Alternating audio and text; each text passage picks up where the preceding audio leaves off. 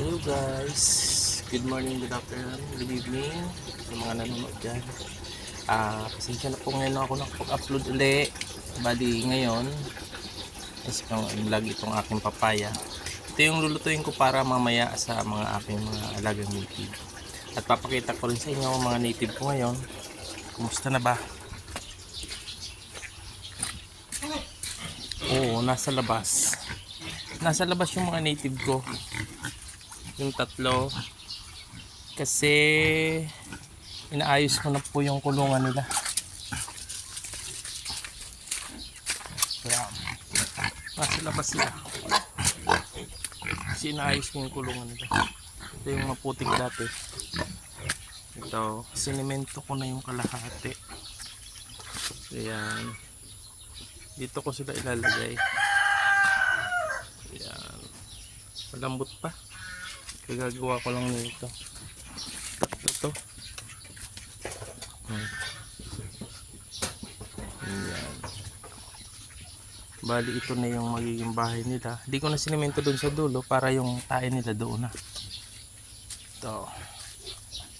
Hindi pa, wala pang bubong. Ayan. Wala pa siyang bubong. Tatlong kwarto yan. Nakita yung aking native, mga anak ko by April tapusan. Ayan, ito buntis din. At dito yung dalawa kong lechon, malalaki na.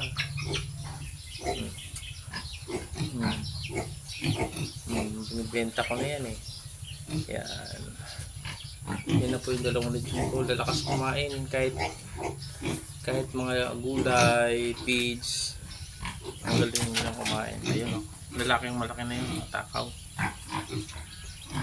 Siguro around 7-8 kilos na to, or hindi ko lang alam. Ayan. At yung mga dako. At si Mama Pig, sinira niya na. Nasugatan ka na, hinarangan na kita dyan. Sinisira mo na naman pag nasugatan ka dyan sa yero. Ito po si Mama Black, si Negra. Bali mga anak na po ito April 10 or 11. Sana nga madami yung anak niya. Yan. Mga anak na to ng April 10. Ano ng date ngayon? 24. Malapit na siyang mga anak. Sa 28, 100 days na siya. Yan. Nung 90 days, bali na tinurukan ko rin siya ng iron. Tinurukan ko ng iron. Bali dito 100 yung turok sa kanya. Iron. 90 days. Para may vitamins din po siya, kasi hindi naman sila yung mga gala. Sila yung nakakulong lang. Kaya kung may budget nga, ang treatment mo sa white na ganitong inahin, saka dito, halos parehas lang kung nakakulong. Kaso dito sa akin, kapos naman tayo sa budget, ang pagkain nito hindi naman feeds, di katulad niyan. Pero okay naman, native naman sila matatapang, silang baboy. Sila malakas resistensya nila. Ito sana nga dati unang anak nito 8 eh, sana kahit 8 uli okay na yun.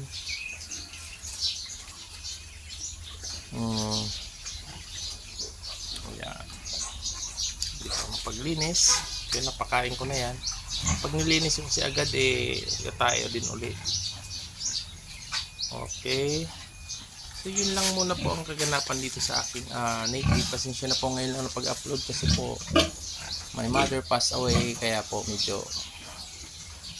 nahirapan tayo. Ayan. Yan po ang aking mga alaga. Bali 4 po yan, 4 po na inahin. Lahat na po buntis yan. Ito kabubulog lang nitong aking barako. Nabubulugan lang ko nung April 20, March 20. March 20 nabulugan siya. So, sana magtuloy-tuloy din yung panganganak niya. Kaya po nagagawa ko nung kulungan kasi wala na silang kulungan. Kaya inayos ko na yung kulungan nila. At yun nga po yung aking area doon sa kabila ay hindi ko pa rin po napapagawa ng kulungan dahil kapos pa po yan, wala pang budget. Pero ito unti-untiin ko rin yun, kaya dito muna inayos ko, lilipat ko na lang sila doon sa kabila.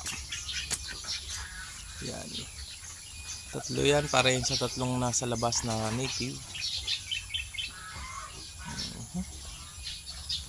Yan, masikip na po yung area na to. Punong-puno na po ito ng kulungan, wala na mapaglagyan, kaya kailangan na maghanap ng bagong area na malilipatan. Yun ang mahirap pag nagpalaki ka, kailangan na mas maganda nga ang plano ko talaga magpadami ng mga native, kaso yung kulungan ang wala ako.